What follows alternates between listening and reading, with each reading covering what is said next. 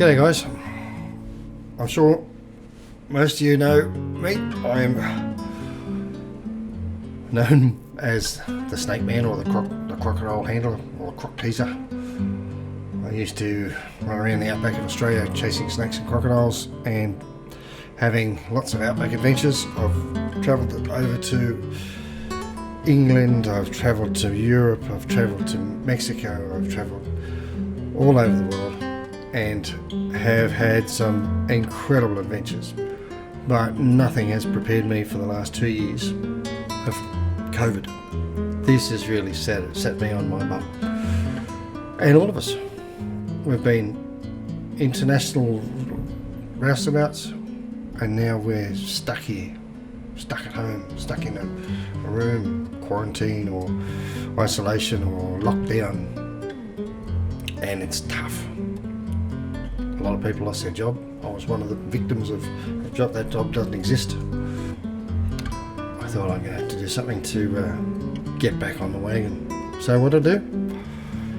Saved up everything I could and got a ticket to Bali. Go back to a place that is peaceful and calm and spiritual. However, Bali's not the same as it used to be either. And in a couple of days I'm going to find out exactly how much it's changed, and from everything I've seen from family and friends over there, it's devastated. Bali relies on international tourism, and for 2 years they've had no tourists. So 4.3 million people that make up the population of Bali, every one of them in some way relies indirectly or directly on the tourist dollar, and they've had no tourists, no international tourists, a little tiny bit of domestic tourism. But gradually their businesses have shut down and they've gone back to the village. They've gone back to a very, very simple lifestyle where a little bit of rice and maybe a little bit of vegetable or something is their daily meal. So this time last year was Christmas, and my friend was talking about what she was going to do with her family for Christmas and decided to go down to the beach, take about $50 and cook meals for the people down in Kuta and down in the main party area that don't have a home, that don't necessarily have food, that don't have work, no handouts from the government, no social security checks, no benefits. They survive on whatever they can. And Christmas last year for those people was exciting because someone cared, and it made me realise that this year I'm going to do something to help. Little, it's not huge. I'm not going to build a church or a hospital or something. I'm just going to come over here and in my own way help. I'm going to help by sharing their journey, sharing their situation, and sharing the joy that I'm going to get from helping them. This is not a sob story. This is an exciting, really fulfilling opportunity for me to bring a bit of Bali back home to you guys. What makes it so fantastic? Well, if you want to find out, hit that subscribe button or that like, that thumbs up. It's all going to help. I don't make any money out of YouTube, but I hope to one day.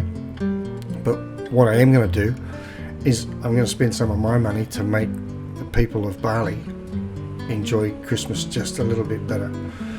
Not a lot, but it doesn't take much. This is the crazy thing about it.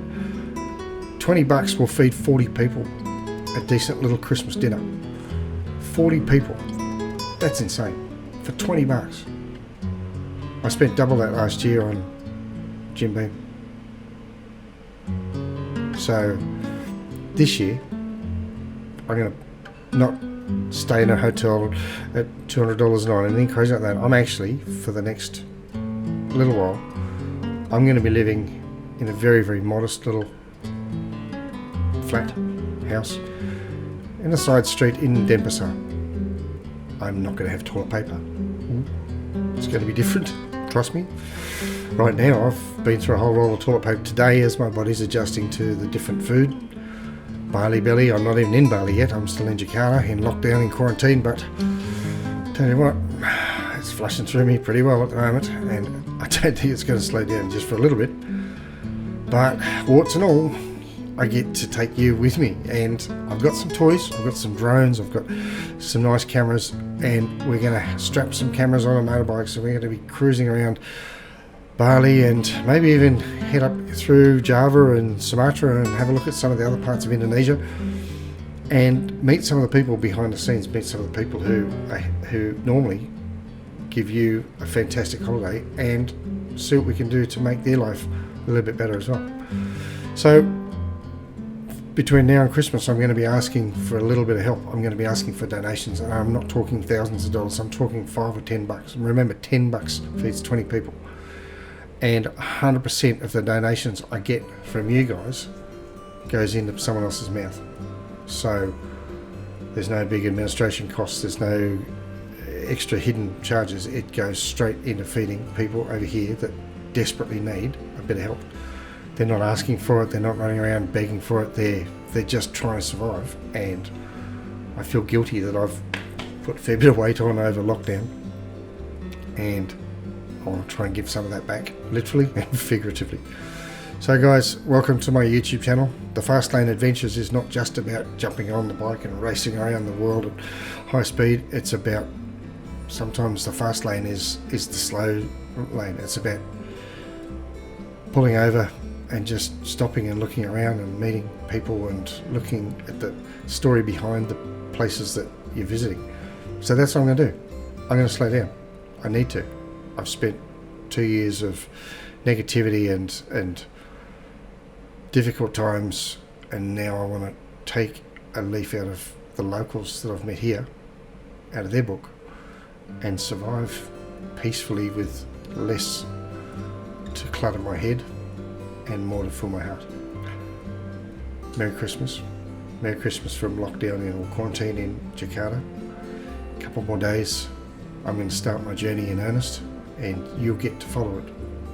Every couple of days I'll be online talking about where I'm going, what I'm doing, taking you around Indonesia and looking at the differences and looking at how my life is going to change in the next few weeks.